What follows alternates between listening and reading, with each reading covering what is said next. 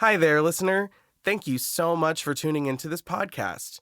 Just so you know, this show contains explicit language and some possible adult themes. Listeners under 13 or anyone who could be offended by the subject matter are given caution. Hello, I'm Wesley Van Hoosen, and this is Good Food for Bad Friends. On this podcast, I'll have a different guest every week to talk about their history with food.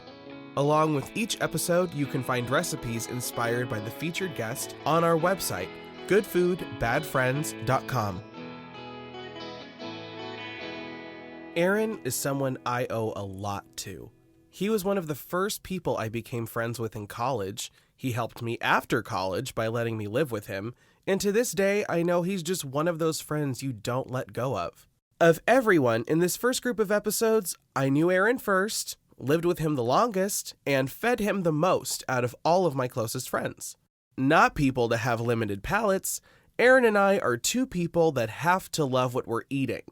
I can remember nights of either curry with chicken and rice or ordering Domino's so often that we got the free pizza more often than we probably should have. Aaron and I first lived together in a 5-bedroom house in the North Edgebrook area of Chicago, along with 3 other guys, Derek, Nick, and Matt. They'll be featured later on the show. After that glorious year of raucous bachelorhood in the house, Aaron and I moved to a small 2-bedroom apartment in the Lincoln Square neighborhood of Chicago. There, we lived in our peaceful, cottagey, garden-level unit until he married his wife Allison in 2018. If I had to put it simply, Aaron is like a funny and constantly supportive big brother to me. I look up to him as a professional, too. He's a co-founding member of the Blank Theater Company here in Chicago, and he DMs and produces the D&D podcast I am also featured in, called That Big D&D Energy. Although we don't live together now, Aaron holds a very special place in my heart as someone who became one of my closest friends practically overnight when I started my life in Chicago. He's a dear friend and a pretty good cook himself. Please join me in welcoming our first bad friend, my very, very good friend, Mr. Aaron Mann. So food is a wonderful thing, and welcome to my podcast. This is... Hey everyone, thank you for joining us on my podcast today where we're going to talk all about food. Today, we Whoa! I hate newscasters that sound like They're that. awful. The Huskers are off to such a disappointment. I immediately mute the TV. Huh? I immediately mute the TV and or radio. I just turn that shit off. Welcome to Super Bowl. You ready? Hell yeah, I'm ready. Cool. Alrighty, so the first question Yeah, dog. is, what is your first vivid memory of food? It could be anything, like the first thing you never forgot the flavor of, or some kind of food that you just associate wholly, WHOLLY, with your childhood. So just like anything about food that just immediately sticks out in your mind. Like the first thing that I think sticks out a lot is my family didn't have a ton of money when I was growing up. And like 2 things that we ate a lot of, or is just like sticking out the most vividly, I'd say, would probably be pizza, different types of pizza. A lot of it was handmade too, which was dope. But we also got from Kenosha, Wisconsin's a very heavy Italian-based town. So like you can also get a lot of small family shops and stuff like that. Nice. And yeah. There's like Luigi's Pizza is definitely one that sticks out. They had gnocchi, they had a lot of different stuff that you could get. But one thing I particularly remember, one pizza I particularly remember, I don't know the name of the small shop, but when we would go to Ohio, my grandma and grandpa would always order from there, and it came with like butterfly style pepperoni where it's like sticking straight up from being in the oven. It was so good. It was so good. You can cuss. It's fine. It was so fucking goddamn shitting good. Yeah. I meant to mention that. Yeah, this is totally like an it's podcast. Bad friends. I'm not a great friend. I'm gonna swear on your podcast. Yeah. Oh, I should explain that too. Why it's called Good Food for Bad Friends. Yeah. Let me start by saying that all the people I interview on this show, I absolutely love in some way. But that's not to say that we treat everyone in our lives perfectly all the time. Just as good of friends that we all are, we can be shitty to each other sometimes too. In my group of friends, we're all guilty of it in some way or another, and no one points fingers really anymore. We've come to understand that having faults is just human nature, and learning to work through them is a part of our lives together. Now, that doesn't mean that it doesn't hurt, but it's something that I think we all secretly or not go through. So know that I'm not calling someone a bad person by saying they're one of the bad friends. If anything, the bad friends are the people whom I love the most. Let me write that down. You're the test subject, I have Aaron. notes. Literally, you're the pilot episode. So. But yeah, man, butterfly style pepperoni on pizza is like, I don't even know if that place is still around, but it was deadly good. Like I could You eat said that it was pizza in all day. Ohio? Yeah, this one was in Ohio, but they had similar pizzerias in Kenosha, Wisconsin as well. Sure. Like I know a lot of people say, oh, you go down to Chicago, you get some really good pizza. Nah, go up to Kenosha, Wisconsin. See, yeah, no, here's the thing. I am not a pizza snob. There are a lot of people living here, Sure. I found, are like, Chicago deep dish is the only pizza. And I'm like, I am from Nebraska, where we have really like soft, doughy pizza. Right. With like Val's and like those places. But then, yeah, you go to, I like all types of pizza except for broccoli, because that's atrocious. Why? Gross. I hate broccoli. It's so so disgusting. bad. Well, I like broccoli. Just why would you do that to a pizza? Yeah, I remember once in health class, they had a picture of pizza with broccoli on it, and I literally wanted to be like, who the fuck decided that this belonged in like a health class textbook? Like, who the fuck puts broccoli on pizza? You can't fool me, It's man. already unhealthy. I know you're just trying to make us eat healthier. You can't fucking fool me, you goddamn And it was like, school district. it Fuck literally, oh my God, it was like, it looked like a perfectly green piece of raw broccoli on a piece of pizza. Mm-mm. Like, it's so bad. Do you steam it first or nah? We just fucking No, we stuff got it in out of a cheese. can.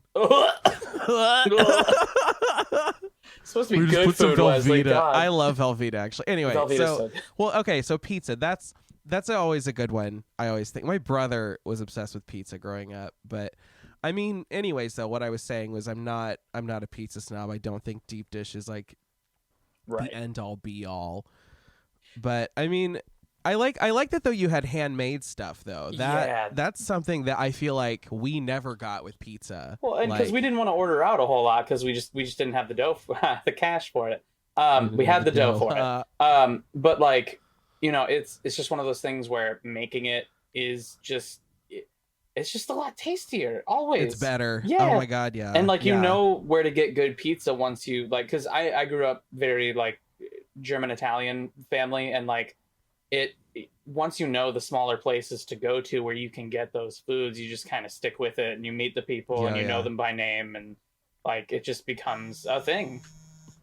But yeah, making, and I wouldn't make them a whole lot. Like my mom and she's not really my aunt, but we treat her like she is a member of the family because she really is. Like she pretty much helped raise us. She's like a second mom, but we call her Aunt Debbie. And she makes fire pizza, just so good. But yeah, we knew exactly where to go and what to do, and that's a lot of food we had growing up. Nice. Well, that kind of like my next question was that kind of the same thing. Like, what was a common meal in your house growing up? And like, I don't know. For me, I guess something I always remember is like there's like one entree that my parents would make that was sort of like signature to them. It was always something. It's called loaf, and I think it's disgusting. Loaf. What a appeasing name. Please tell me what a midwestern is. thing. It's a big. So you take a big like Italian loaf and you cut it in half hot dog ways. That's hot. And you can either take out the breading or leave it. My mother would take it out. My dad would leave it in. But you just smear on some cream of mushroom soup. This is getting more and more sexual as we continue, please. And you dabble sprinkle some cooked saltless ground beef on it. Saltless ground beef. Just brown fucking, bland Dippin' Dots in a pan looking. And like And then you would put Lowry's seasoning salt on it. Okay, that's not bad. And cheese. Usually they would use Swiss cheese. Gross. That's the only cheese I don't like. Yeah, especially combined with something like loaf. Yeah, no, that's yeah. And then so that's not it. So then you fold it back over onto itself, and then you bake it in the oven until the bread is really hard and crispy, and the insides are really bubbly and disgusting. Oh, good. It's cream of fucking mushroom. It's so gross. Inside of that, but, I'm good. Yeah. So that's something you ate a lot as a kid, or? That's something I remember my parents liking to make a lot. Gotcha. I don't know. Was there anything that your parents kind of leaned on? So for yeah, like a quick fix? 100%, man. Like Campbell's was the jam in our house. Like we would pick out so much different types of like canned soup and whatnot, and like we would always make just the most. My dad can make such a good grilled cheese sandwich to go with our soups. Like it was one of our go-tos for sure. And not like one of those fucking basic ass fucking plastic cheese. Fuck, you cut it. No, you would get American cheese on Wonder Bread. Yeah, like nothing like that. You'd get like some really nice bread, some really nice cheeses, and you'd go ham. And it was just and sometimes you'd even add ham. It was delicious. Yeah, hot ham and cheese. So for good. Sure, on sourdough, so fucking good. But that was a lot. We would make a lot of Campbell soups and grilled cheese as something very basic, but we had it a lot. I remember when they came out with Campbell soup, like in the to-go cup. Oh my god! You could just like microwave it and take it to class with you. I just never thought it was the same, like than making it in like a pot. Well, the only flavor I ever got was the like cream of chicken soup, because if you did the chicken noodle, you literally drank like boiling hot broth for 5 minutes, and then you were left with noodles at the bottom of a fucking canister, and you're like, get in my mouth. It'll clear out your nose though, for sure. Throw some hot sauce in there. We fucking used wasabi for that in my house. Ooh, yeah. My mother would just give us a spoonful of wasabi. Jesus. I can't. I like when I go to sushi restaurants, I know that's like a thing to just have wasabi on your plate, but I can't. Like, okay, you've seen me put wasabi in soy sauce. Oh yeah, I fucking you mix that light shit. It up. Yeah, dude. Like, and it's so culturally wrong to do that. Right? But I'm like, I don't fucking care. It's so good. So my next thing was, what memories of like holiday meals do you have? I mean, you got to go with the classics. I'm talking like Thanksgiving, like turkey and stuffing and all of that good stuff. And like, for sure, one thing, okay, I know this isn't really food related, but the cranberry ginger ale is a staple. I forget you have a weird obsession with this. It's every a staple. Fall. We fucking go out and we buy as many of those things as we possibly can, and we store them throughout the year because my family is obsessed with them. It's like you either have it or you don't have Thanksgiving dinner, and that's just the way it is at the Mann family household. Wow. I remember when I first moved. So for those of you listening, I forget that we have to like tune people into like who we are to each other too. Oh yeah, right. It's not So Aaron and I met in college, and we in a love sack. On a love sack. Yeah, I was still in high school. You were in college. Oh yeah, that's right. Wow, this is sounding weirder and weirder as we talk about. And then we got into his car and went to... Okay, we played video games, ladies and gentlemen. We played fucking Street Fighter. Or was it Street Fighter or was it Capcom versus Marvel? No, it was Street Fighter. Okay, cool. Street Fighter. It was Street one of those. Fighter. The Capcom one I could never do. I could never do any of them. But anyway, so Aaron and I, we're good friends all through college. And then when I decided to move away, Aaron is the person who helps me move in, and thus started the bad friends, really. So in a way, because that whole saga began really by you just being nice enough to let me move into this house we had in like near suburban Chicago. Like, and I can't remember like I can't remember if you made like a status on Facebook about you looking for a place to go, or if we just like struck up conversation of me being like, yeah, I'm moving in with these 3 guys, I only know one of them, and you were just like, oh, I want to go to Chicago, and I was like, wow, we're looking for another dude. I remember I came to visit for Richard's birthday, and you and I had dinner at Hamburger Mary's for Richard's birthday. And I said, I think I want to move here. I've really enjoyed the week I've spent here. And you were like, well, my lease is out in November or October. That's right. So keep me posted. And then I went back to Nebraska and I was doing Godspell, and you got me in on this chat, and it was like it was me, you, Derek, Nick, and Matt, and that was how all of that started. So I have no idea why I was talking about this. How we met and everything, and how we started Bad Friends. We're the fucking spark that started Bad Friends. Hell yeah. I mean, Derek came up with the name, but anyway. Derek ain't shit. You hear that, Derek? Wow. We are, this is why we call each other Bad Friends. No, I was going to say, we went shopping at that Jewel that's like that was right next to it was by our house. Yeah. And there was like a whole pallet of those cranberry ginger ale, and you were like, motherfuck. And then your parents came over, your mom and your sisters came over. That's right. And they brought more. Yep. Dude, I was literally like, two more. How much for the pallet? pallet? We had that shit for so long. We use it as mixers. Oh, yeah, that's right. We fucking like ran out of Coke or like fucking juice or whatever. Hey, can I get you anything? Can I get you water, milk, cranberry, ginger ale? Ginger ale. Do you have anything else? No. Since Thanksgiving. But I mean, it's good to know that. So your family is more of like, they're like traditionalists when it comes to Thanksgiving dinner. Absolutely, yeah. What do you guys do for Christmas? Sorry. Pretty much very similar to Thanksgiving. We lay out a huge smorgasbord of holiday Thanksgiving food for it. Sure. Oh man, my aunt though, she makes the most delicious. I don't even know what the proper name for them is. Like, I just call them upside down mushrooms. Where she takes the cap, and then stuffs like rice and stuffing into the mushroom itself, and it's delicious. Stuffed mushroom. Yeah, let's go with that. I call them upside down mushrooms. Well, look, mine's more fun. Okay. Well, I'm writing that down. Upside down stuffed. Okay. I put 3 F's in that. God damn Stuffed. It's like if fucking Domino's made them.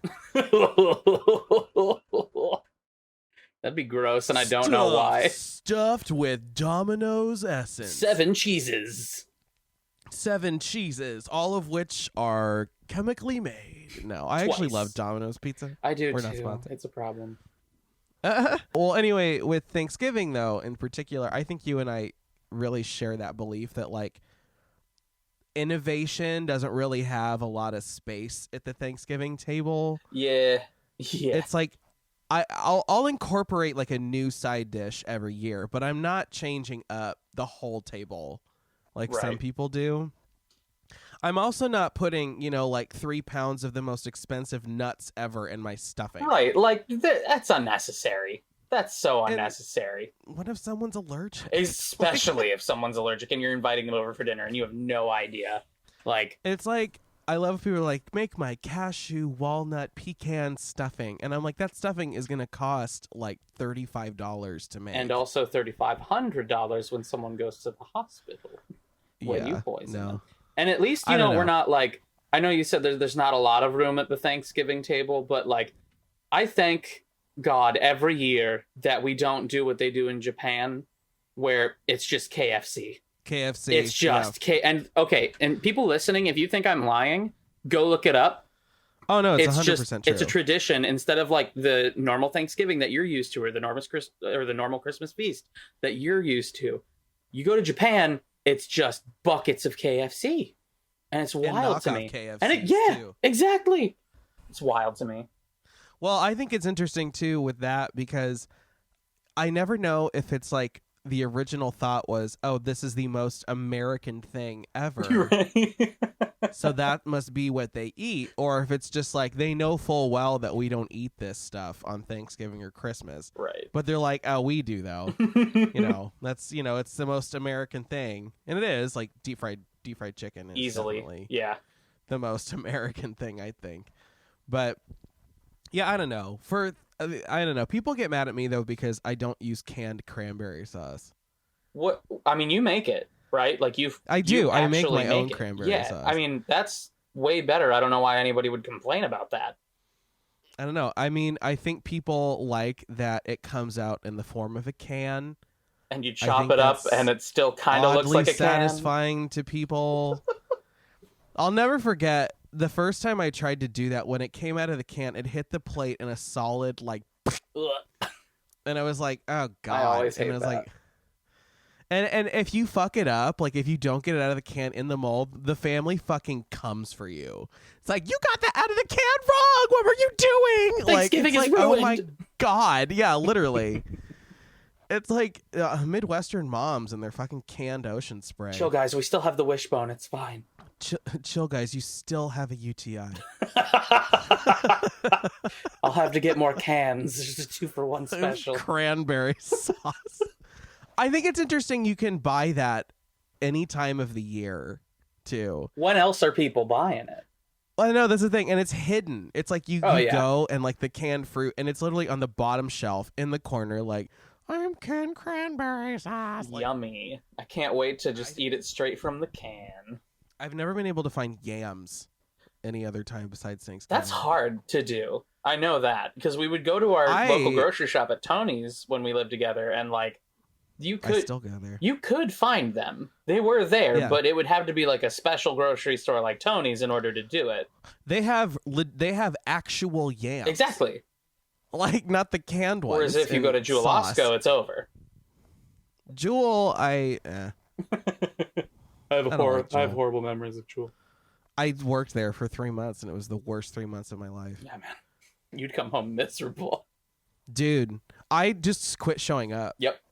Like, I literally was like, hey, I'm sick. Bye. Never went back. You know what I did?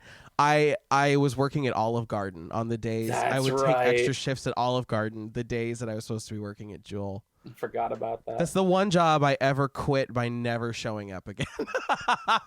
Everybody gets 1 or 2, at least. We get 1. I'm a good employee. Anyway. So the next part of this like second question, I love how these like 1, 2, 3, 4, 5, 6, 7, 8, but there's like actually 30 questions. Oh, cool. But it's like, what was the cooking dynamic like in your house growing up? Like, was there someone that mainly did all the cooking, or did you all kind of get in on it with each other? That sounds wrong. I would say my Aunt Debbie was, because she like came to live with us. Sure. And you know, she got a job in Kenosha and everything like that, and we had the room, and like we love the woman. And she would help out around the house and all that good stuff. But yeah, she would do a lot of the cooking. And, you know, she kind of, I want to say, inspired me, aside from you, obviously, to continue cooking and like experiment and things like that. Because like, I remember I went through a phase in high school where I just wanted to get better at making food. So every once in a while, I'd make simple things, like simple, stupid things.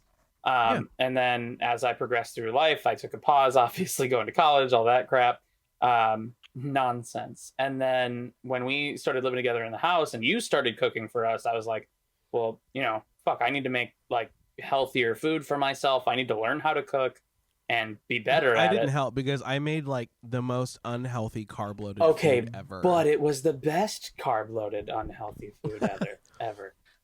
But yeah, that's kind of the history of like me cooking around my family. Other than that, like visiting family, they would be cooking constantly. So yeah, I mean, that's kind of the history of where I'm coming from when I, you know, flip a patty, you know. Flip a patty. With good old spatula. What's SpongeBob spatula's name? Did he name it? I thought the hydrodynamic spatula with port and hydrodynamic design. Port and starboard attachments. Front and fort. Is it fort and for front? It's port and starboard. Port. Oh. I don't know. Anchovies. Anchovies. So, was there a favorite place to go out to eat when you were a kid? Oh man, that's a tough one. Honestly, it's hard to find in America these days like a non-chain like burger joint, like a drive-in burger joint. And a couple of the places that we had in Kenosha that like everybody hung out at was the Spot Drive-In and a place called Big Star Drive-In. And Big Star only has like 2 locations in the US, one in Texas, one in Kenosha. And it's some of the best burgers I've ever had in my life. And they're only open during the summer. And you drive up, they walk out to you, they give you basically anything you want. It's all the classic like American crappy, really crappy for you food, but like so delicious, like you can't like get away Elvis from food. 100% Elvis food. Yeah. And the place looks like Elvis designed it anyway. So LED lights everywhere and all that crap. And it's a place where you can literally go and be like, hi, can I get a gallon of root beer? And they do it. And that's like, it's amazing. And the Spot was just as good. And that's where all the cool kids hung out. Like you'd go to school, leave, and then like either drive or bike over and just hang out with your friends until you all figured out something else to do. For sure. But that's definitely a vivid memory of like a great place to go out to eat. Yeah. It's always nice too when, I don't know, when you ask someone where they like to eat and it's something that's not a chain. Yeah. Because I feel like a lot of us who grew up in the Midwest in particular, we grew up on chains. Right. Like, you know, there weren't a lot of mom and pop restaurants left when our generation was growing up. And I mean, as if there were really that many to begin with anyway, I feel like, because it was just, you know, it's not really, Nebraska may not be the most innovative like place to make food, I suppose. And I don't know, with Wisconsin though, you guys have cheese. There's so much like people make fun of Wisconsin for having like cheese is just their thing. You guys, it's not a fucking exaggeration. There's so much goddamn cheese. And like if you're lactose intolerant and you live there, you're fucking dead. You're dead. It's it. Yeah. And like I remember I remember there were different places where I would go and order like a plate of something like steak or something like that, and there would be cheese on it, and I'd be like, this is not what I fucking ordered at all. But that's just like the norm there, and that's just what it is.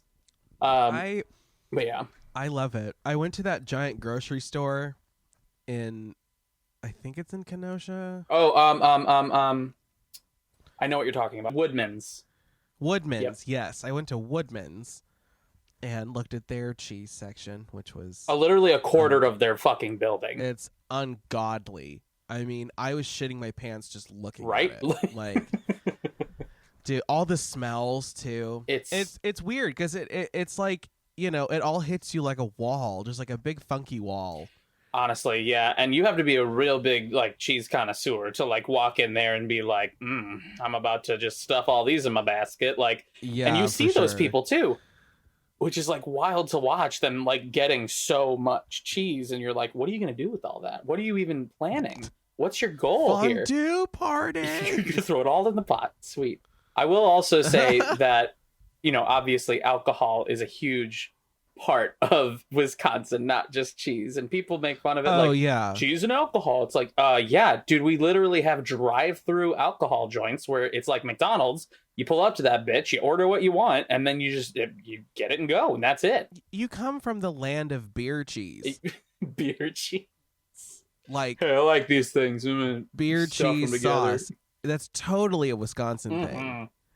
So it, like, I don't know. It never ceases to amaze me. Like, just thinking about where you're from and all of the like different, I don't know. I guess a lot of people may not know that like Wisconsin actually has really reputable cheese. So good though. And that like when you live in Illinois, you're privy to a lot of it. Right, exactly. You just get really good cheese. Well, you can smell it from here. So yeah, I can smell the cows on the wind. I have a sixth sense for that too because I grew up in Nebraska. Right, that would happen a lot. Oh, it smelled like fucking manure all the damn time. And it's funny too because if I'm out in like Lincolnwood or like it's like a northern suburb of Chicago, if I'm out there and the water plant overflows, it smells just like manure. Oh God! Only it's raw sewage. Yum. I love living in Chicago. Welcome to the food podcast. So manure. So manure. Okay, so moving on. Were there any foods like as a teenager that you became fond of? You know how like sometimes we go through phases where we're like obsessed with one kind of food, or it's like we discover it and for like a while you sort of ride that pony. Oh, 100%. No, 100%.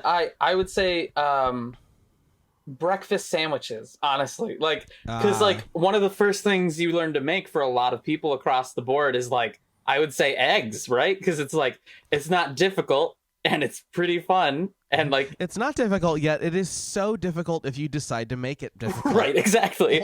And like, I would try to make it as simple as possible. And I made like just so many different types of breakfast sandwiches, like bacon, lettuce, tomato, and like with different types of eggs, sunny side up.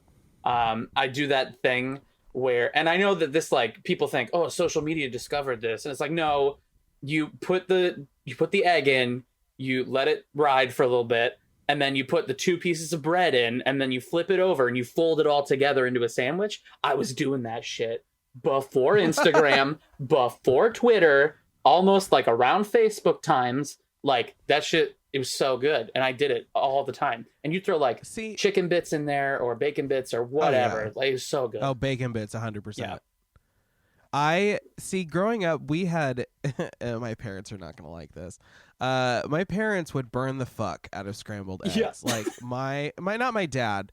I'm gonna call it my mom. My mom, love her. She can make some things really well, but there were some mornings, the scrambled eggs. It almost looked as if like parts of the pan came off on the egg. Blech. There's just like blackish charring. And then she would smother it in cheese. So you're eating waterlogged burnt eggs with a fuckload of cheese. So she could do omelets perfectly. Love you, and Linda. I never got why. I love you, Mom. Sorry. You're sorry, but I'm just speaking honestly. And that's what they taught me to do in therapy.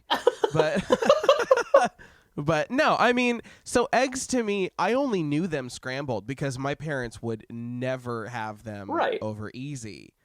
And it's funny because when I discovered, I don't like them over easy, I like them over medium. But when I discovered it was on a burger. Someone had put a fried egg on, and I didn't know it until I bit into it. And I'm like, wow, this is so much more rich and flavorful. Absolutely. What's all this drippy yellow stuff? And I'm like, oh, there's an egg on this burger, but it's so goddamn good. What? And I remember the first time, like, and this is going to sound really weird. I remember the first time I like had eggs consciously where I like was eating them and I was like, oh my God, I can't believe I'm eating something this delicious. My grandma Alice on my dad's side of the family, like every morning would feed me eggs and waffles in a waffle maker, and not like she wouldn't feed me waffles all the time. Like when we came to visit, absolutely, but made it a special occasion where we'd put like pan peanut butter all over the waffle, smother it in syrup, and you'd have. I still to this day, like I've learned to make so many different types of eggs in so many different ways.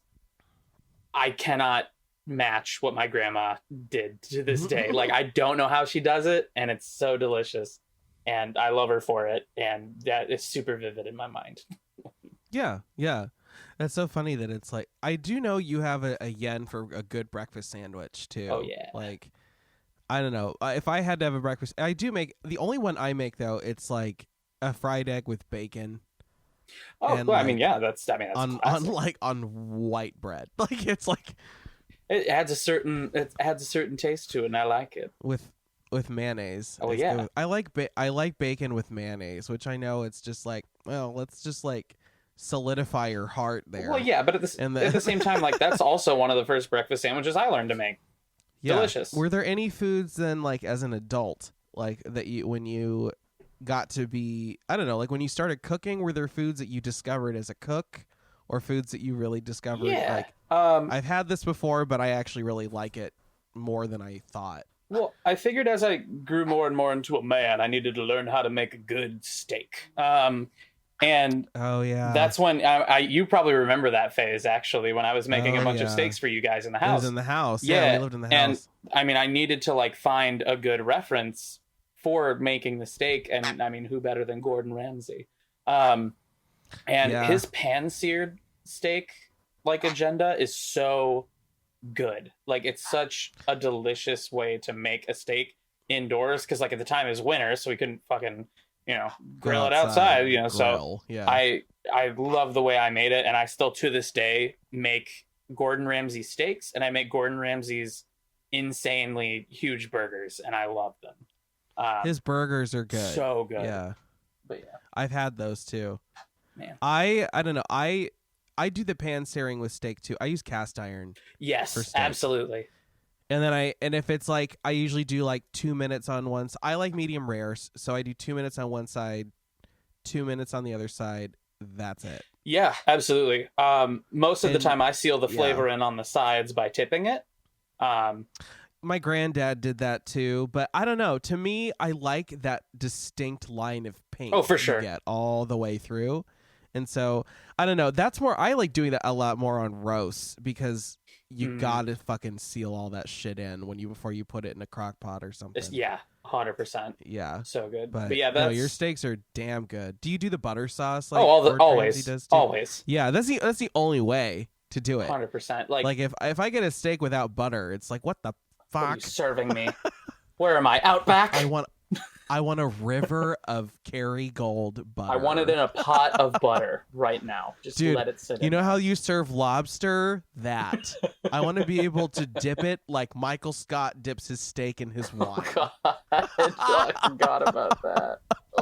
Could you not do that? It's gross. It's disgusting. I think the sign really brings the room together. Check out my plasma. That is a $200 budget screen television you have just destroyed. Oh my god, we're gonna get copyrighted for quoting The Office so much. So your ethnic background is German and Italian. Yeah. And I guess like I see more of the German side come out, because I know that you like, like potatoes Yes. and pork especially too, and stuff like that. But I suppose like, are there do any of those influences really play heavily into the food that you eat, or like does it only kind of like come out at certain times, or like when you're craving it, stuff like that? Sadly, I would say the German side doesn't come out a whole lot, which is like, and it didn't come out until like I met my wife Allie, and because she's German Irish, and like she is very heavy into German culture and food and all of that stuff. She speaks it quite well, and she kind of brings that side out in me, which I love. Yeah. But it was way more heavily Italian food wise growing up. Okay. And like food, eating that type of food, and kind of delving more into that cultural side. Sure. Which I'm 100% not disappointed in. Like, Italian food's fucking delicious. Italian food's amazing. I remember when I was 14, I got the chance to go to Italy and really see, what I was missing out on, I guess, and like what the major differences were between how we eat Italian food here in America and how they eat Italian food over in Italy. Yes. And it's like it's night and day. And you try to copy it as much as possible, but it's so hard. It's so difficult. Well, the thing I find interesting about Italian food too is that I feel like in America, everything is maybe not so much now or living in a bigger city, but if you live anywhere else in the United States, it's just got your run-of-the-mill stuff. I feel like Italian food is, it's dumbed down to pasta and pizza, and like right. And it's Alfredo or marinara, meatballs or chicken. Like it's Olive Garden food. That's how I sort of like, having worked there. It's a lot of people really perceive that as an authentic experience, when in reality, it's authentic Italian American food, not exactly. But I mean, reading an Italian cookbook blows your mind, because nothing is like swathed in cream or so cheesy, that you have to wear Depends the next time you go to Never Ending Pasta. Like it's not like that. It's so much more earthy and fresh. But Seriously. you also get the rich flavor when you go to the South and Sicily and stuff like that. It has a lot of S's. But like I feel like Italian food is always just like blobbed into this like this is all it is. But I mean, just the exploration of Italian flavor is. They know it's crazy for being, a lot of people think it's like the least technical kind of food to make because it really is just putting things together. There is some kind of beauty in that, I feel like, because it is a culture that it makes food just natural. 100%. And like I can remember almost not like every meal because I was there for 2 weeks, and like I remember a lot of the major ones that I did have. And one of the first things I had to do was like I got to get an Italian pizza, like an Italian made, oven made, like delicious pizza.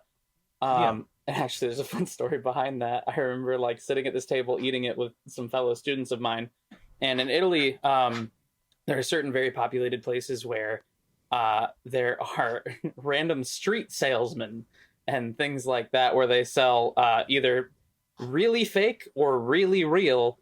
Like Dolce & Gabbana purses and like Rolex watches and like all this other stuff. Yeah. And so like while you're eating, sometimes they'll like walk up to you and be like, "Oh, do you like this watch? Do you like this? Do you want it? Do you want to buy it?" And like that sort of thing. And I remember we were sitting there eating this pizza, and it was one of the greatest pizzas I've ever had in my entire life. And I, to this day, do not remember the name of the place I was at.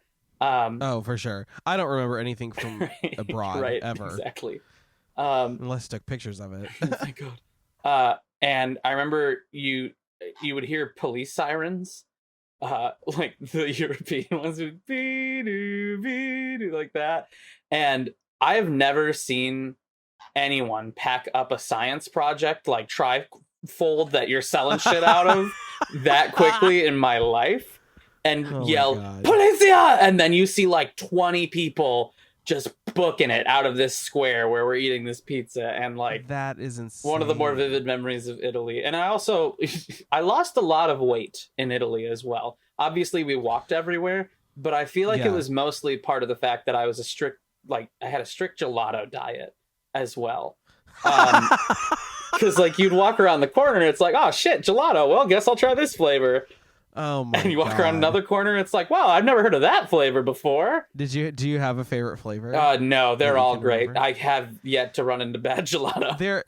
I know. I'm picky about gelato, but my favorite one are like it's probably just vanilla. I'm the most boring. I like just vanilla ice cream. It's a safe choice. It's a safe choice. It is, and the thing is that I really like just the flavor of vanilla. Absolutely. Like, it's but everyone makes fun of me because they're like, "You eat ice cream like a 4-year-old." Like mix it up, vanilla Wesley. with sprinkles. If they made a good cake batter plebeian. Ice cream, you could buy. Oh my God. If Cold Stone would just fucking put out their happy birthday mix in a fucking tub, my God. Didn't they at one point do that shit? I think so, but I don't even know Cold Stone. You hear me, Cold Stone, you goddamn cowards. God damn it. Blue Bunny, get the fuck out of the way. Get the fuck out of here. Get it. No one likes you. What are we eating? Bunny ice cream? Who knows? It comes in a fucking oval. What's the brand? There's brands here that are different on ice cream than the ones that I had growing up. Because we never had Dean's. Like no way. Dean's ice cream. Yeah, no. We had Robert's ice cream. I vaguely remember Nebraska. Robert's. I don't know. Ice cream, the one flavor I loathe is Neapolitan. Yeah. I mean, that's another safe bet. Like, and it's because my grandparents would buy it for birthdays, and they would ask, "Oh, what kind of ice cream do you want?" And I'm like, "Oh, I'll have vanilla." And then you get vanilla with a whole strawberry in it. And it's like, what the fuck is this? I mean, I'm gonna eat it, but like, what? Yeah. I remember because you could get those like massive tubs of them the size of your torso at like Sam's Club. Yes. Oh my God. We would get cookies and cream of those. Oh man, because my friend Jeffrey Reyes, shout out to Jeffrey Reyes and the Reyes family. I would hang out at their house a lot, and they had this dynamite membership to Sam's Club, and we would always go for the free samples and the massage chair. And like, Oh my God, the massage chairs. we'd get angel food cake and those giant tubs of ice cream and just a bunch of crappy snacks, and like it was such a good time. I see Sam's Club. My memories of Sam's Club are like my parents ran a video business. So it was like, oh, we're all out of tapes. Let's go to Sam's Club and buy fucking mini DV tapes and burnable DVDs and blank VHS tapes. Like, so that's all we really bought at Sam's Club. I remember not realizing until I think I was like a teenager that you could buy an entire half a lamb at fucking Sam's Club. You can? You can buy the whole goddamn half of a lamb. Or maybe it was a pig. They had a full lamb shank though, and it was like hundreds of dollars. Well, so you know I'm about to like use my Sam's Club membership and like go over there and see if that's a fact now, right? Like I have to do that. Oh, totally. Go to the meat section. They have half an animal hanging up. Maybe it wasn't a lamb. Maybe it was a cow. I don't know. Buy it. They have it fucking just like on a hanger. Like it might be a pig. That might make more sense. I don't know.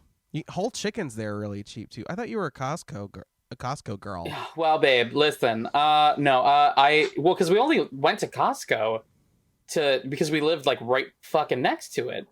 Yeah, and I'm trying to remember. I would buy like 25-pound bags of flour. Oh God, that thing was in the freezer the entire time we lived at that house. You used it all the time. We went through 3 or 4 bags of flour. Wait, really? Like that. Oh shit! When we lived in the house. Yeah. Damn. Yeah. Well, I mean, you did bake a fuck ton, so there's that. Man, God, I miss that house. I miss Costco. I love you, Costco. Sponsor Wesley. We're not sponsored. You've been talking about your Aunt Debbie. And so the next question is like, is there anyone in your life that made food like special for you, or was there any dish that was made like just for you? It was a treat that you would only get. Yeah. Debbie on my birthday a lot. She made this breaded. It wasn't fried, but it was somehow made. I think she oven made it a lot. I never understood what the mixture was, but she would make me crispy breaded chicken strips. Ooh. And I don't know the spices she used, and I don't know the breading type she used, but man, every year on my birthday, I'd be like, Debbie, I want those breaded chicken strips. And I know that's like a super basic like food to ask for. You know what though? It's good. She would get like a ton of different sauces, and like I felt like I was eating gourmet chicken wings, like honestly, and I felt like I was in this like fucking 3-star Michelin restaurant or something, and like I'd have my choices of sauce in front of me. I'd get the choice between crinkle cut fries or like tots or what have you, a salad. Oh, I've never been on the tots wagon. Oh man, so good. And then you'd have those choices, and it was just so good. But yeah, I would always have the sauces, the chicken, and the salad, and like, she also made like this weird desserty thing. I think it was like Cool Whip and like some other mixture. We called it Pink Fluff, and it had like berries in it and Cool Whip and like. Oh, this is like a church dessert. Yes, 100, dude, nailed it. It's like a church. It is 100. Yes, that's exactly what it is. And like she would make that for dessert a lot, and we lost our fucking minds. Like we did it have marshmallows? Sometimes, yeah. See, we had that, but ours was always lime or pistachio flavored. We've also had those. Yeah. Fucking delicious. That's totally like a church basement food. And if you didn't have that at your church potlucks, you weren't actually at a church. This is a cult now. You are not from the Midwest at all if you've never had that. Please leave. Or the South. Church food is like its own genre of cuisine. I feel like. It's like take 2 cans of any cream of anything ever, and then put on some tater tots, some Jello, and just don't forget the raisins. Sprinkles. Oh God! with raisins and carrot shreds. Bake it at 375 degrees for 5 hours. Twice. Put French onions on it. Bake it another hour. God. Take it to a potluck where it will sit all through church on a table, and yet somehow it is still molten hot when you get to like, it. Why? How the fuck does that happen? It literally just sits there. I feel like someone's putting radium in the church casseroles to keep them fucking hot.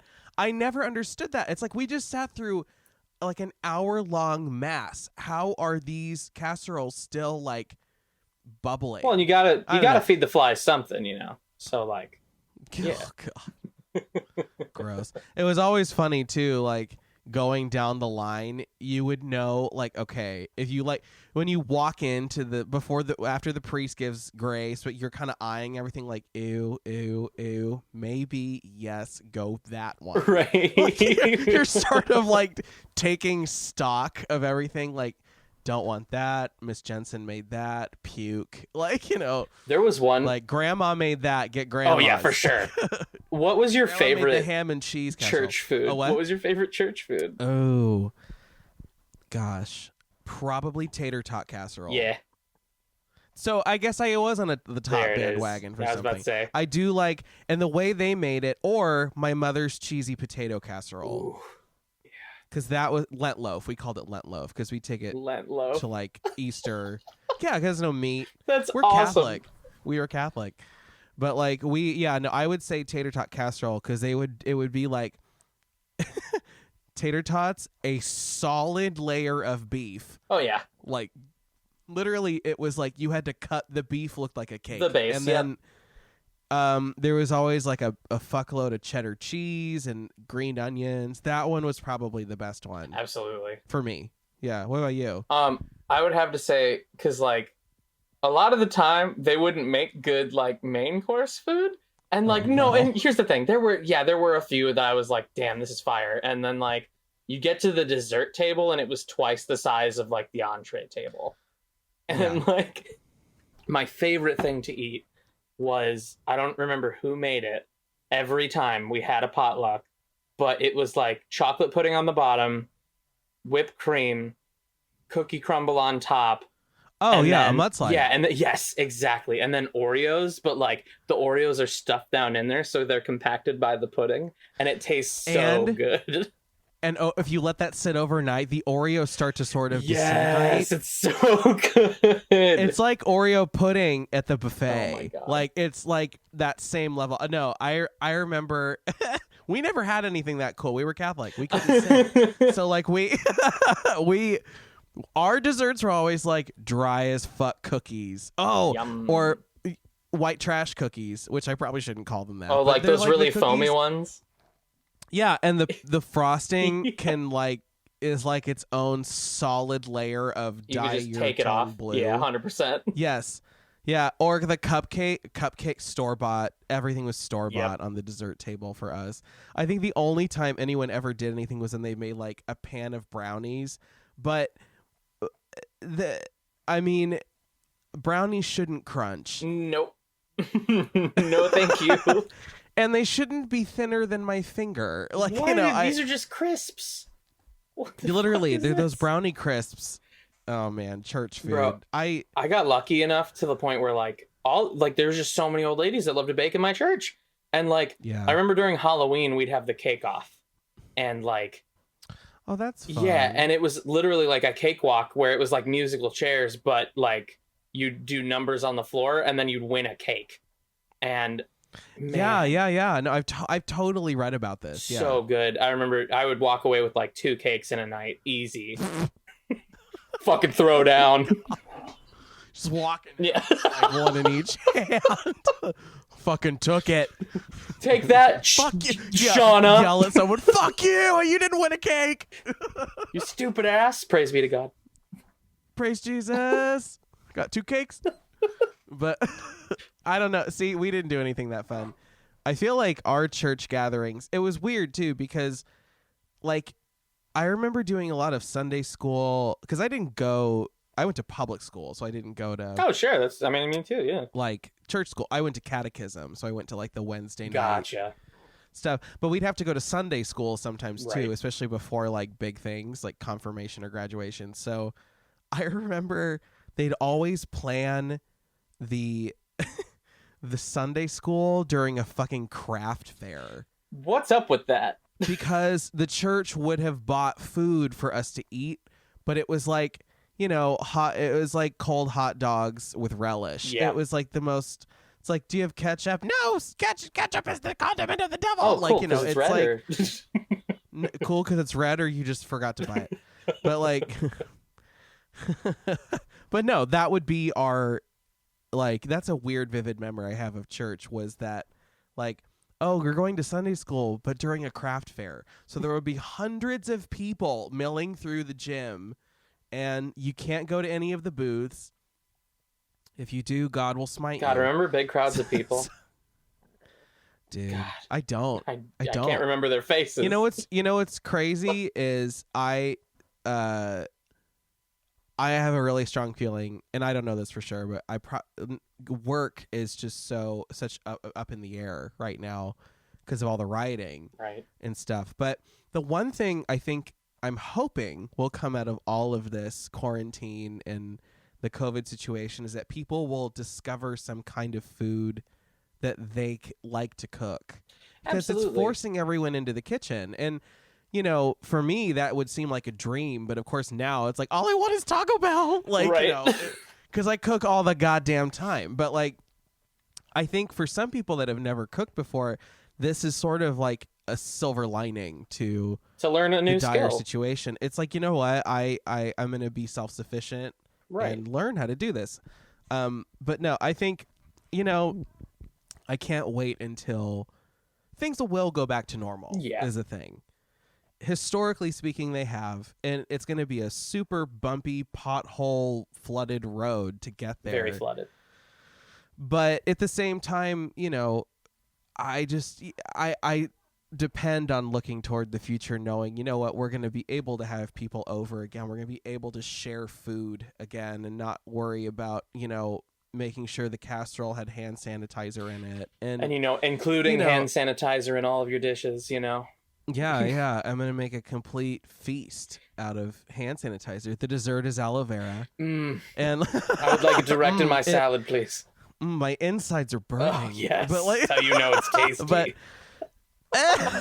but speaking though of like kind of like cooking and having to get acclimated to being in our kitchens a lot more, how do like all the experiences you have with food, what you love to eat, what you hate to eat, all that stuff, how does that influence the food you just make every day?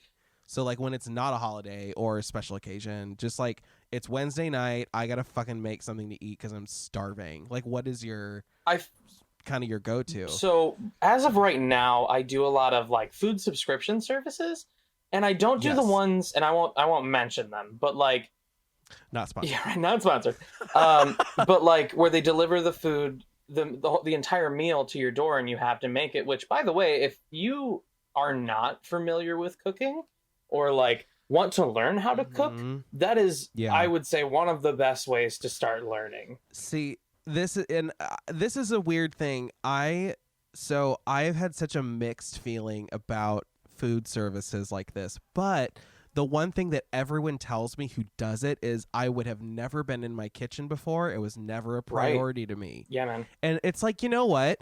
If these food service, especially in a time like this where going to the grocery store is, you got to fucking prepare and unprepare. You know? Right. So like it's an intense go through. So to have all of that kind of done for you, and that's the other thing too. When I learned how to cook, I didn't know how to fucking cut anything. Yep. I didn't know how to do that. And I guess for me, I would never subscribe to it. I would never, just because I know how to cook. But I think it's a great option for people that are really discovering their kitchen for the first time. Absolutely. And I mean, the main reason I do it is because like I know how to do everything they're telling me to do, but at the same time, it's convenient. However, that being said, like prior to that, and like sometimes when we've made all the food, or like we just don't order one for that week, I will stick with recipes that are not like super duper complex, but also stuff that I'm going to enjoy making in a decent amount of time, and I know I'm gonna love the taste of this food. One popular one that I stick with a lot, and you know, Allie is lactose intolerant and gluten free. So I make sometimes like potato gnocchi a lot with different sauces and chicken and that sort of thing. And then actually one of my favorite ones to make prior to the food delivery service that we subscribe to, I make this orange beef over rice, and it's so good. It's on the All Recipes app. You can find it, which also All Recipes, great app for making food. You know what's really funny? I think I've clipped that recipe out of the All Recipes magazine that I get. Fuck yes, it's so good. Because you've said that, and I'm like, I've seen that recipe somewhere, and I subscribe to Food Network, Better Homes and Gardens, Martha, fucking All Recipes. I like Martha. Here's the thing. I came around on Martha. That sounds wrong. But like, because I'm gay, I came around her. But yuck. Icky bad. Such a icky yuck. No. Hey, she's going to revolutionize the industry with hemp, y'all. Hey, so I'm in for it. I'm on the train. I'm ready to go. In. But no, it's funny that you say orange beef with over rice, because I've definitely seen that recipe. Do you have like a favorite sauce to do with the gnocchis? Like a personal favorite? Like a personal favorite? I mean, I like being able to smash my own tomatoes into a sauce and then kind of spice it up that way. However, like if it's got to be quick and easy, and I just like pouring shit into the mix. Sure. Honestly, I don't have like a favorite. I really go for the stuff that's on either sale or I know the name and I like it, and it's not one of like the main brands that I stick to. I try to steer clear of those, obviously, but like like the one that rhymes with fagu. That was the worst way of doing that. Such a solid rhyme. Or one is a reference to someone being pregnant. You know, the baby bump sauce. Yeah. Preggers. Preggers. When a girl's preggo. Yeah. The baby bump sauce. I'm not saying it in reference to pasta at all. No, because we're not.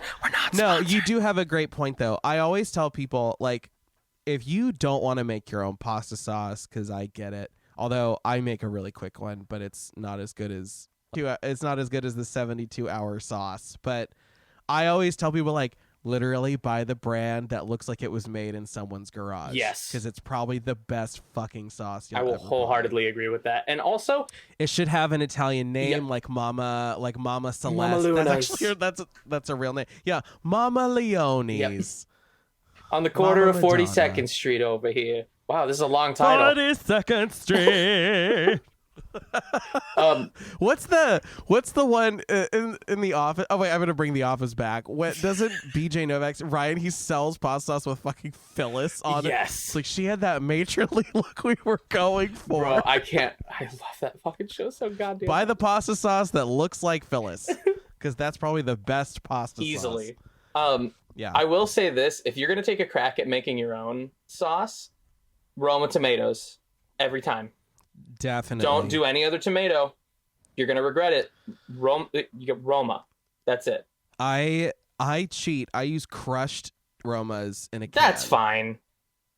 Because I'm lazy. Right, I have a 10-minute marinara sauce that I've always done. have technology. Like this, that's canned for a reason. We have technology. Oh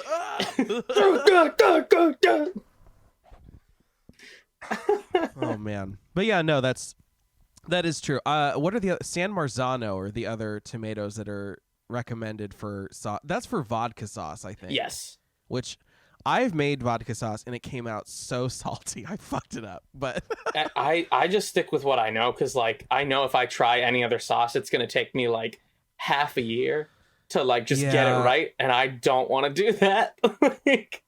That feat for me was like cheese sauce. Once I learned how to make a cheese sauce, I'm like, okay, I finally fucking learned how to do this. But so Yeah, no.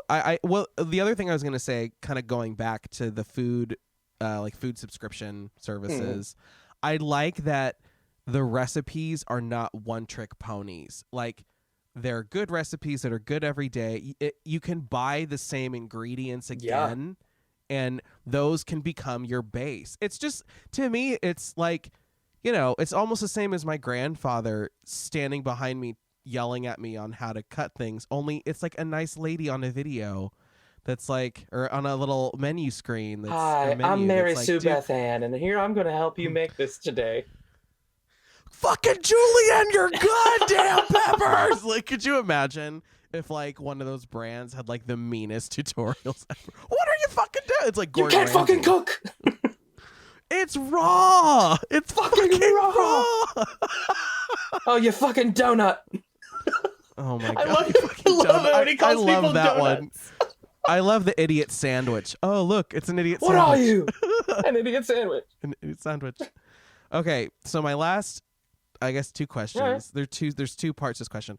What are your top 5 food loves and your top 5 food hates? Oh man, that's a tough one. Cause like, I like a lot of food, Wesley. I'm a big boy.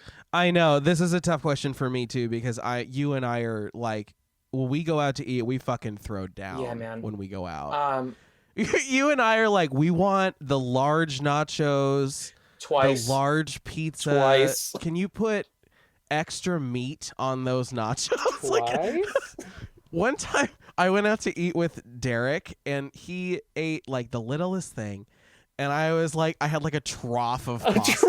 Like, can I get a trough like, of pasta, please? Like, can I get it to go bag? Oh, God. Can I get it to go trough? I don't know if I have like, because like, I try to stick with food groups that I'm more interested in making at the time. Sure. So like a top 5 is rough because like, I obviously like, I love making my Italian food because that's what I know the best. Honestly. So what if we did genres of food? Yeah. Or like cuisines? Yeah. Let's do your top 5 cuisines. I would say definitely Italian. Okay. And Allie's going to hate me for this. I'm going to say next in that order would be, I really like Chinese food. And like Chinese takeout. Well, and not food. just takeout. Like I like that orange beef stuff. I love making that. And obviously that's not, I'm not trying to encompass the whole Chinese fucking palate culture there. But like, I feel like a lot of Chinese dishes are easy to make and fun to make. That's true. And like, you know, it's a good place to start. And I really enjoy the taste feels of it. They're really heavy on flavor too, which is a lot of Asian food in general. It's so like flavorfully, that's not a word. It's so intense. Yes, like there's so many very different robust layers to it. It's not like, you know, just tossing hot sauce onto something. The heat has levels in Asian food. For sure. And the same thing, I really enjoy that Chinese food in particular can take something. I mean, they use oranges quite a bit. You know, they use sweeter flavored things in savory dishes. And I think that achieving that balance is very difficult, and I totally get that. So we have Italian and Chinese. Yeah, next on that list has to be Japanese style. Like, and I know, and you know me, like normally I'd put Japanese style food before Chinese food. However, like Japanese food is way more difficult to make, in my opinion. Just like, because we go to, and I know we're not sponsored or whatever, but we go to like Sushi June and just like throw down Man. Okay, cash. no, I'm gonna plug. Yeah, 100%. Okay, so Aaron and I were their second customers. First day one. First, we went on the day they opened. We had moved. Okay, so Aaron and I, after we lived in the house, we moved into an apartment that was off of Lincoln and Catalpa in Chicago. It's in North Chicago by Lincoln Square. And there was a sushi place that was like, I think they were still under construction when we moved. Yeah, for a while. But not even 3 months after we were in that apartment, they had their big opening. And we weren't their first guests. We were their second guest. We went into an empty restaurant, and the best goddamn sushi I had ever had. And it's this lovely couple, and I think their son. Yes, it is their son. Yeah. Andy. Yeah, and Yeah, they're great. It's like this little old Japanese lady that runs the restaurant, and her husband is the main sushi chef, and their son though goes to Japan and learns the new cooking trade that is happening in Japan. They are the only place in Chicago that offers the famed raindrop cake that was on TikTok for a while, and like sushi burritos, and Instagram, and like they have a sushi goddamn burrito, and it's so good. Don't turn your head at it. It's so good. But Sushi June, it's in Chicago, Lincoln and Catalpa Avenue. It's a tiny, like, it seats maybe 10, 15 people. Yeah, a little hole in the wall place. Not but it's during so coronavirus. Incredible. I love the feel as well. If you live in Chicago, they have takeout during COVID, right. but it's so good. It's so affordable too. You get a lot of food. Yeah, so much food. One time I went there, it was someone else, and it was a guy who I worked with at Olive Garden. When I quit Olive Garden, he took me out to dinner, and I thought we were going to sleep together. We didn't. And then this is right before I met Dylan, and just so Dylan. I'm clear. And love you, Dylan. But we ordered twice. Like, we ordered one big plate of sushi, and then we were like, we're still hungry. Yep. And then we ordered a whole, and it was like winter, Christmas time. You know, it was like. Yeah, but anyway, Sushi June, check them out. They're in Chicago. They're great. I left them a they're so nice. 5-star review on Yelp, and they learned our names immediately. Yeah, they know. It's so funny. I went on a walk, and I just walked past, and they opened the door, and they were like, "Wesley, we never see you anymore." I was like, "I know, I don't live just down the street anymore." I was like, and I live like a mile and a half from them now, but. They're so nice, and the food is so good. They give us a lot of free shit. Well, it's because we were the first person to review them on Yelp too. Whenever they hear our names, they're like, here we go. Like they try out their new menu items with all the time. Us. They still do that to this day. They opened years ago. Yeah, they do that whenever I go there. They know my name, and they're like, "Oh, hey, try this," and I'm like, "Oh shit, yeah." They're I'm pretty sure now like one of the top rated places Easily. In our side of town. Easily. Because there's no sushi places really. That other place that opened on Lincoln closed. Yep. And it was just because of COVID, which is unfortunate. Well, and everywhere else is so damn expensive. We keep digressing because of me. I'm so sorry. So it's Italian, Chinese, Japanese. What's number 4? Number 4 on that list is definitely, and this is all Allie's fault, German food. Like, I love it. Well, and I had no idea. Like, it's so fucking good. Like bratwurst and currywurst and doner and like all of this other stuff. And I got the fucking doner kebab. Oh my Fuck God, me, so they're good. so. Richard and I had them in Berlin, and I about made love to that thing. It was fucking good. Oh my God. I do love currywurst. I love it bathed in ketchup. Oh yeah, yeah. And the Indian ketchup too. It's not American. Yeah, that ketchup. Spiced up the yeah. Curried ketchup. Yeah. Did you like pork knuckle? Never had it actually. It's on my list 100% though. I like the way the British make it, which is roasted. Okay. The way the Germans make it is brined and then I think it's boiled. It looks like a and I'm so sorry. It just looks like a Take your time. No, I don't want to say it because it's really offensive. It looks just like a lot of hanging meat. Oh, okay. Wink, wink. I can't do it. It's so inappropriate. I just can't say it. But it looks like a big old camel toe meal. Neat. It's just so. I'll cut a nice that. neat. I can't. Winning the female audience so far. Hey. I've never seen a vagina. My number 5 favorite meal is ew, yuck. Yucky bad. Yucky, no. Yucky, yuck. Icky. No, so my number 5 favorite would have to be, I would say, probably Indian spiced foods and curry and things of that nature. Here's the thing. I don't like a good amount, and that's actually that'll lead me into that follow-up portion of the question. There's a lot of Indian food that I do not like. Okay. For example, we'll go to strictly vegan places sometimes for Really? Allie. Yeah, because like she wants to eat at a place that's gluten free and safe, and she can I eat suppose. Yeah. at. I guess I didn't realize that market was kind of there. Yeah, no, it's huge. And like there's plenty of different restaurants you can go to where they serve Indian food like that, where it's completely vegan. Yeah. And honestly, like I can't, my taste buds know, like, having made Indian food, like I'm not an expert obviously, but making Indian food and like trying Indian food at a bunch of different restaurants where I know I like their food, and then going to places like that where it's just like this bland mush of a thing, and like that's how know. And that's probably why it's number 5 on my list, but I don't mind making it either. Like I enjoy making Indian food. Yeah, when you and I first moved together, we in our grocery store, Tony's, they have these little cans of like pre-done curry paste, but it's not those. it's not the ones that I just bought like 6 of them. I went to the grocery store today, but like they're not like the tub or the golden curry that you buy at the Asian store. These are like legit Thai Indian curries that are just the spices with olive oil. Yep. And then you fry that in the coconut milk, and then you make your curry out of it. I found that I have to put in like a minced onion and a few cloves of minced garlic just to kind of like up it a little bit.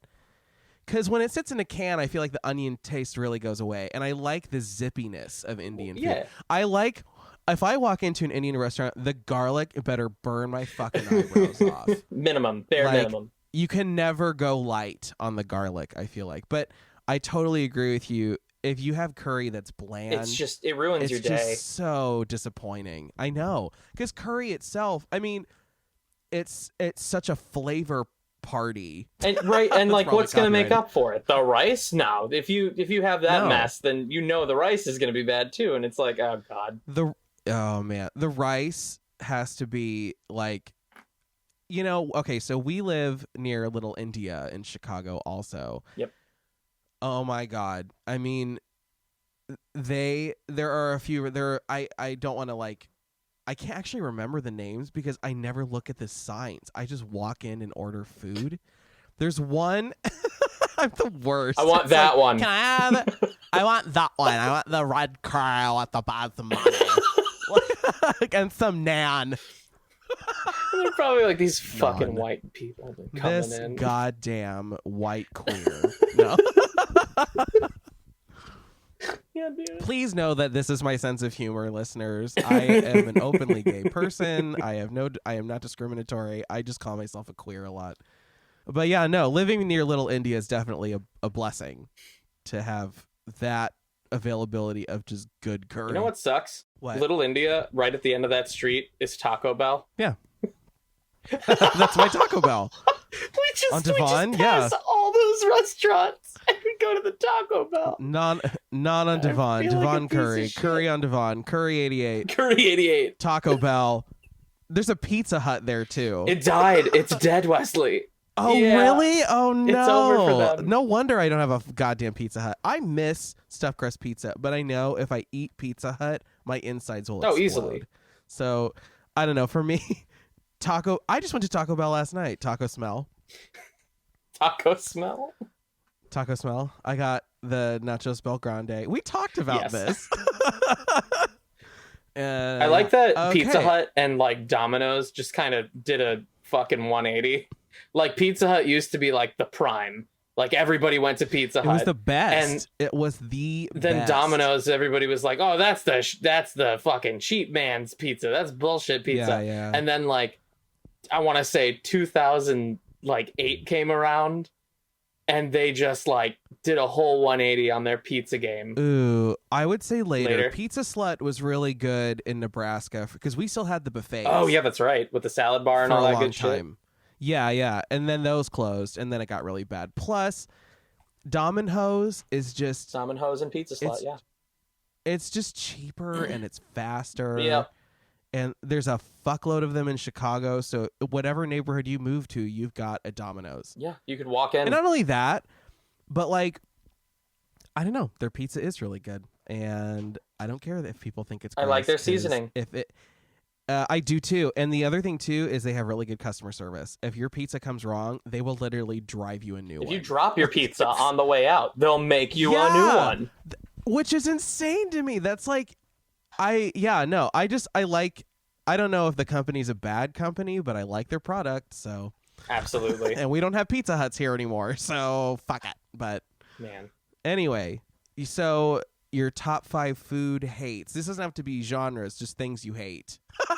Oh man, things I hate. People substituting chicken with fucking eggplants. That's got to stop. You got to cut that shit out.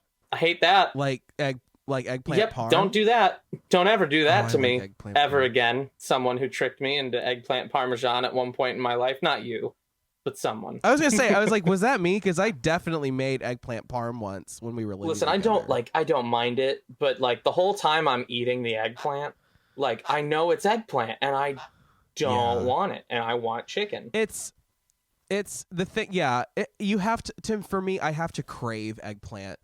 I think too. I like eggplant in Asian food, or if it's just deep fucking fried. Yeah, I'll eat that. I eat that. I'll eat anything fried. Okay, so eggplant. Lemon water. That's gotta cut. That's fucking gotta stop. What? Yeah, no, I hate it. It's just sour water. I like cucumber water. That's true. I always hate like when you're at like an office building or my therapist's office. And they have, I don't think my therapist has that actually. No, I'm thinking of a different doctor. I have many, but I think this is my ENT. They had just a jug, which this will never happen again because of fucking coronavirus, but they had a jug of just lemon water, but animals. My appointments were always at like 4 p.m. So it was just like, it was cloudy from all of the lemon juice that had seeped in. And all the ice had melted. Disgusting. So it was like, sour room temperature lemon water. Bro, just make lemonade and get over yourself. Like, what the fuck are you doing? Dude, real lemonade is the shit. So good. Oh my God. So that kind of brings me to, cucumber water is like 10 times better than lemon water every time. Well, the flavors complement each other. You can't, it's just so refreshing. Like no one can convince me otherwise. But that does bring me to number 3. Cucumbers in things. Like, here's the thing. I don't like cucumbers, and I don't know why. Like, I love it in water, hate it in dishes, just in any type of dish. Pickles? I don't mind pickles. I think pickles are good. Like, I will never like eat one by itself, but like, you'll never get a hot pickle from 7-Eleven. Right? No, I wouldn't do that. And I have friends that do that all the time. Hot pickle, right? And like, I would never do that alone. I'm like that girl on fucking YouTube that's like slurping the shit out of them. God. That's me with a hot pickle. Thousands of subscribers to this shit. They have to be cold though. They can't be hot. Yeah, I know. I never understood it. Like when they give you a warm pickle, like you want that heated up. What am I gonna do? Shove this up my butt? Twice. Like, but yeah, it's gonna fall apart. So there. I can't. Welcome to the food podcast where we talk about spicy pickles. My mother is never gonna listen to this again after this episode. She's gonna be like, "Clean your fucking mouth with Lifebuoy." Number 4, soap in my mouth is awful. Mom, we never did that. I did it. It was. Oh, really? I did it after watching A Christmas Story. Ooh, yeah. Because I wanted to see what it was like. I feel like every kid did that. Yeah, no, like, and it wasn't like a specific brand, obviously, because you're going to get the same effect every fucking time, no matter what soap you use. But, like, my mom would, like, whenever I'd say a bad word, would, like, try to surprise me with it, like, get the jump on me. Like a soap assassin. And, like, stuff the bar in my mouth. Yeah. Oh my God. It was wild. Like she'd be like, "Hey, Aaron, how was your day?" No, and then like just shit. Bro, it was wild. And I remember that phase of my life. They stopped after a while because they figured it, like the negative reinforcement behind it was bad. And I'd never want to shower ever again in my life. But PTSD in the shower. But I wanted to be in a fancy pie. It's like this. Sorry, that's the first thing that came to my mind was Peter Griffin as a strawberry. I remember that. when the worm assaults him. No! Why? Anyway. Soiled forever. But yeah, that's number 4 on my list. Soap. It's bad. Don't do that. Yeah, I think when I tried it, it was like, okay, in the we bought Lever 2000 soap. What the fuck is that? Which it's fucking like poisonous is what cool. it is. I think it, I don't know. It's like soap that you buy when you need to like rid the germs from a murder off of you. It is cool. very, very strong. Like your skin is dry after coming out of the water. It is so dry. That like, sounds awful to me. Why? So I put that in my mouth, and you know, my mother was like, "If you're gonna try it," she was with you on this. I felt guilty that I'd said a bad word, and I was like, "No, I want to put soap in my mouth." And she's like, "Okay, well, I don't believe in this, but if you're gonna do it, use a fresh bar." Oh boy, because it won't be as bad. And for about 10 seconds, you're like, "Okay, it's just soapy." It's like a ghost and pepper. Then there's an onslaught where you fucking retch from it because it's gone down your throat, it's building up in your saliva. It's basically a ghost pepper. It's just like, yeah, it's just awful. So actually, I'll make that my number 4. Ghost peppers, just fucking cut it out. Carolina Reapers, no one cares. Stop it. Well, at a certain point, it's like I don't know if I'm gonna remember flavors after something that hot. So someone gave me like just like, the seed ones because like here's the thing: if I eat something too hot or too spicy, it's hard to breathe. Ever. Yeah. So, yeah. Not for me. Not for anyone. So you're lying if you say you want to do it. Ghost peppers are 4. Yes. And then what would number 5? Number 5. If I ever in my life catch any of my friends, including you, make carrot strips inside of Jell-O ever again. Oh my god. I was just talking about this with my aunt because they're going to be on a future episode. I was like, I really want to know about like 60s and 70s food. And she's like, fucking carrot strips and fucking Jell-O. What the fuck is that? Like, who thought that was a good idea? Okay, this is a question I've always had. And I'd love for someone who was, you know, around in the 70s entertaining to tell me why. Why were gelatin molds so fucking popular? And it's like Escoffier could be one explanation because everything's an aspic, but that's more like chefy food. Sure. Like fancy food. But it's like, why was it like, you know, why did Jell-O become the like pinnacle of American dessert? Or is it because it was like not as bad for you? Or did it like become cool bigger than you could pie just look at shit one point? Suspend it. Oh, I mean, the amount of Jell-O cookbooks I have found in rummage sales and fucking used bookstores. I mean, there was a bookstore I went to. I want to say it was in Montana, and in their cookbook section, they had a special section for Jell-O books, and there were savory ones too. Yeah, disgusting. I'm amazed that people from that era are still alive today. Didn't you guys make that? You and Allie took a crack at it. It was sugar-free Jell-O too, which made it oh my god. So imagine this, ladies and gentlemen, sugar-free Jell-O with carrot string in it. Was it orange Jell-O? It's orange Jell-O, yeah. Right? It's like drinking Diet Fanta with carrots. I can taste that. I can literally taste that. Fanta, I don't want it. God. Fanta. But yeah, that's my number 5 right there. We're not friends that's anymore. Solid number 5. If I catch anybody doing that shit, I just want everyone to be aware of that. Who's listening to this right now?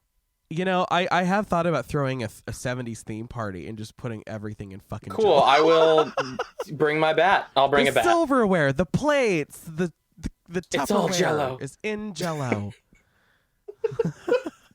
Dude, you know it's real too when someone breaks out, probably at the church, the 70s groovy colored Tupperware that has been around for 40 years. Like, they bought it at a Tupperware party in 1969. Probably releasing some sort of radiation of some kind. Yeah. The lid smells of 40 years worth of leftovers. Like, the bowl itself is just, you know, you could tell that it was not smooth at one point on the inside, but now it's been used so much You can smell the history. It's discolored in some places because you made a beet salad once in that Tupperware, but you didn't realize beets fucking stain salad. Everything. Get the fuck out of here with that. You know, I've never. Okay, my memory of beets is like in elementary school they would have us try weird food every Friday. It was like a multicultural exercise they did where we would try multicultural food.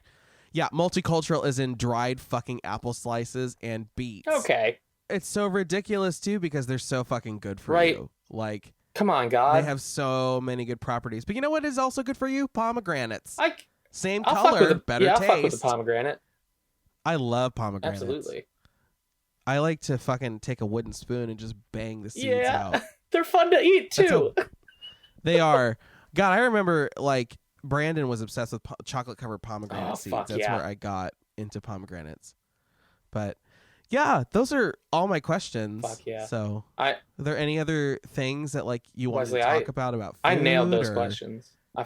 You did. You were a very good first guest for the show. Was there anything you want to plug? Yeah, for sure. I want to plug our other podcast.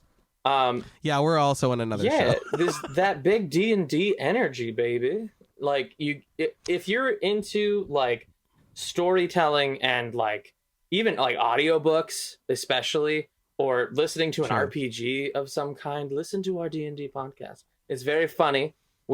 As you're recording this now, we've released episode 7. So we're 7 episodes in. You can go to thatbigddenergy.com, designed by Wesley and I, mostly Wesley. It's fine. You added the angels and that was definitely the final touch that it needed. It added a pop that I love. The whip on top, especially. But yeah, that's. But yeah, I 100% want to plug that. You will love it. You will laugh. I'd like to give a huge thanks to my friend Aaron for being on the first episode of this show. The recipes I've prepared from our conversation are available on our Instagram at goodfoodbadfriends or on our website, goodfoodbadfriends.com. I hope you join me next week for another episode of Good Food for Bad Friends from the Arcadia Podcast Network. If you'd like to support this show, don't forget to subscribe and please give the show a rating on your favorite podcast directory. If you'd like to get in touch with us, please email us at gfbf@arcadiapodcastnetwork.com.